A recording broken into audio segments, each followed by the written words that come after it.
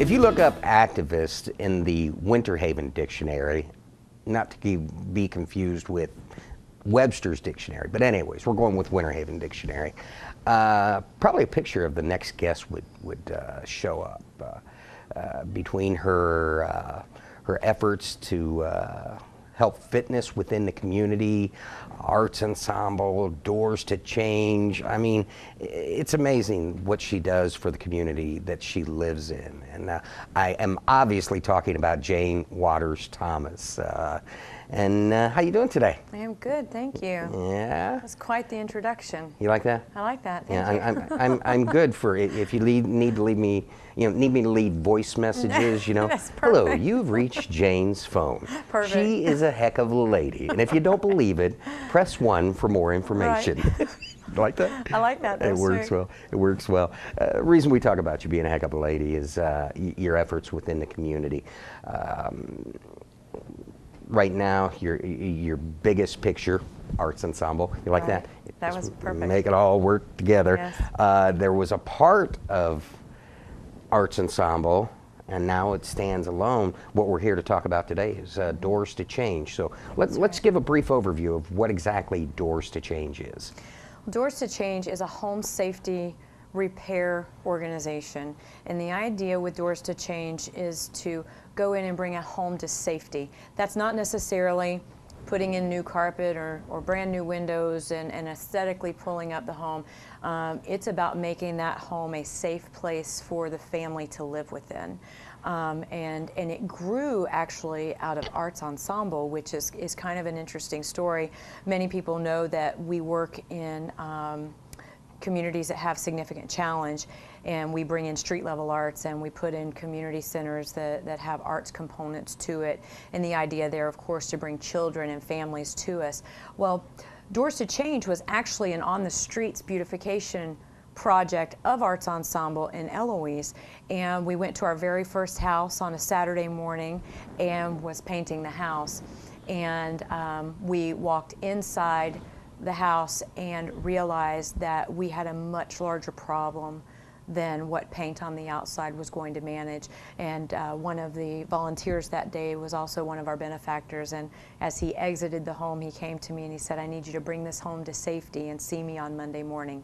That's how Doors to Change became its own standalone nonprofit organization. Talk about the need for this within the community.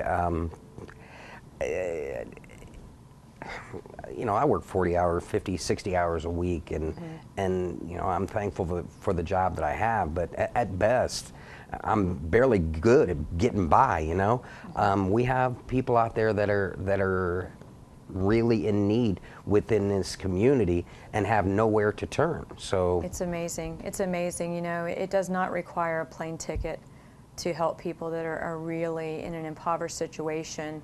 And as we learned through Arts Ensemble in the work that we do over the last 10 years, some of the most impoverished areas that we have are sometimes a mile away from us. Things like no electricity, no water, maybe not because they can't afford the water bill, maybe because the plumbing's broken and they can't get water to the home, and they don't have the means by which to hire a plumber to get that done, and they don't know how to get that volunteer work to them. No food, that's a very real situation in many of the homes that we work within. So really, we step in to repair a home, and we become a social service resource to that family, and we work one family at a time intentionally. Our objective at Doors to Change is to start at their home, work with what they have. Maybe they need their lights turned on, maybe we figure out what the needs are, then we find the resources, and our eventual hope is to get their children into some fashion of the arts that's most wanted by that child, so that we can improve their education scores. So it's kind of fun to watch as the arts change as a community, and I sometimes call us the Arts Revitalization Company, because we walk in with two agencies, but we have a very real need in our community. You don't have to drive far to help out here. You had mentioned the fact that getting the children involved in the arts, it's a proven fact that children involved in the arts, their grades are much better. Much better, substantially better. our young artists are tomorrow's problem solvers. You know, we have engineers, pilots, all artists, you know, and I can go completely through any occupation that we want to go through. It's a game I play with the kids in our center sometimes. What do you want to be when you grow up? Did you know that that could also be an artist?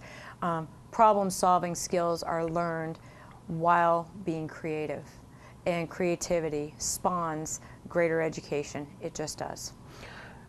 Obviously, being a nonprofit, the life's blood of any nonprofit is its volunteers, either through their time and efforts and or resources. Talk about the people that help you out.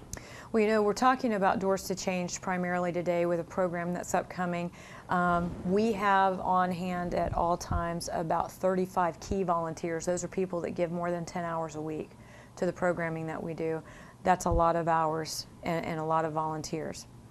Now, our volunteer base for a program the size of House Paint Bartow, for instance, is going to be about 200 volunteers to make that happen.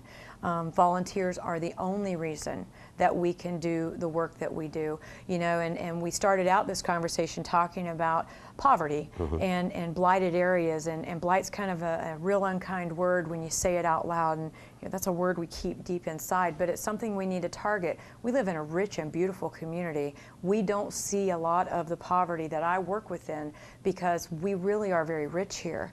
But it takes volunteers stepping into those pockets of poverty to be able to change that region. Three words that I learned, that I've learned in the last 12 years working with Polk County and with our housing and neighborhood that I never knew. Slum and blight and dilapidated.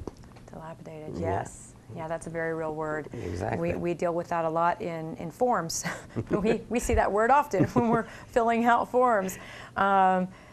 It is a very real situation. Very often, it isn't that our municipalities don't want to touch it, it's that it takes a lot of work and a lot of human resources to get it done. You know, we work with a team of 5 within my organization to do the scope of work that we do. It takes that 200 volunteers that I mentioned a moment ago to be able to actually do that work. And those are volunteers that are specialists in their fields: plumbers, carpenters, artists, photographers, dancers, you know, and we all come together and target a specific area to make it happen. Slum, blight, dilapidated, very real words that we don't like to talk about. Our organization loves those words. I love to hear of the next area that's been targeted as blight, because then that gives me something to work on within our community. You know, as a Polk County resident, born and raised here, my goal is to see blight eliminated in our community. I think that can be done. We have the resources here to do it. Many of the steps that you've taken are many on a long journey, but the next step that you're taking is House Paint Bartow. You briefly touched on it. What exactly is it? Well, you know, House Paint Bartow is, it's just a community-wide specific area, targeted area within a community that we know has been designated as a CRA, and there is blight within that community. Okay, you got to stop talking governmentese. CRA is? Community Redevelopment Agency or Authority, and I always get those two wrong on that, but yes. And so we go to areas that have been targeted for blight and slum, and we don't have to do that work when a government agency has already pinpointed it. It makes it easier for us to step in and go an area that we know needs help, and we start moving. I've driven down 17, taken my son to Summerlin Academy for the past several years, and there's this really cool tree where some beautiful old black gentlemen sit under that tree playing checkers. You know what they're talking about. It's the coolest thing ever, you know, and I've always driven past it going, that's a community that needs our help. And as soon as I'm done with what I'm working on over in the Winter Haven region, I'm going to check on that. Well, we come to that time last year where we see many of our efforts in the Eloise region that we've been working on coming to fruition. And so we really started just walking the streets there and talking to the people that live there, which is the first portion of what we do at Doors2Change. Just meet the people and ask them what their needs are. It's amazing what people will tell you if you can let down the fear of asking them. So we started the walking campaign about 3 months ago, met with some key representatives in the Bartow community that could tell us some of the history of that area, and found that indeed it was targeted as a blighted community. And we immediately set out just to reproduce the same campaign that we did in the Eloise region. And the first step of that is to target 10 to 15 homes, paint their homes, and find out what their needs are. So on September 13th, that's exactly what we're going to do. We've targeted 15 homes in that community. We're going to step in, sort of give a facelift to those 3 blocks. That's where we're starting at, and really begin to work with the families that live there to restore their lives from the inside out. For the day's events, what kind of volunteers do you need? People who don't mind getting paint on them. That's really it. When they get paint on them, is it from themselves, or do you have to watch out for the guy next to you? Maybe the guy next to you or the teenager having a really good time. Yes, yeah, it's almost guaranteed you are leaving with house paint on you, for sure, but a lot of fun. You know, it ends up being about a 5-hour volunteer program. We prepare the house in advance of the day, so my team at Doors2Change, we send in pressure washers, that kind of stuff, to do some of the more detailed work prior to our volunteer team showing up. Volunteers show up in work shirts, work clothes. We hand them paintbrushes and rollers, and we paint the house and just get it done. And then we all eat lunch together at the end of the day. How do they go about signing up, becoming a part of this?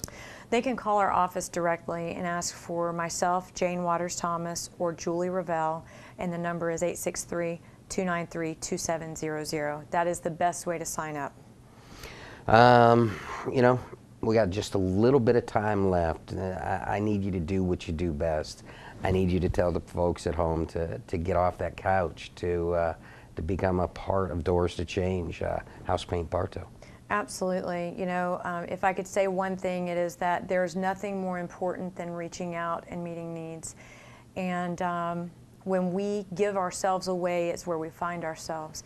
And that's something I was taught very young. And we have such a need, not only in Bartow, but in several areas in Polk County. And you can volunteer, and if you're completely at a loss for how to volunteer, you could even call Bartow Board of County Commission and talk to their volunteer services and sign up with the county to volunteer for programs like ours and others. But definitely we need your help. We can't do this without the volunteers that show up. Jane, someday I aspire to be you. Well, you know, all the good things that you do.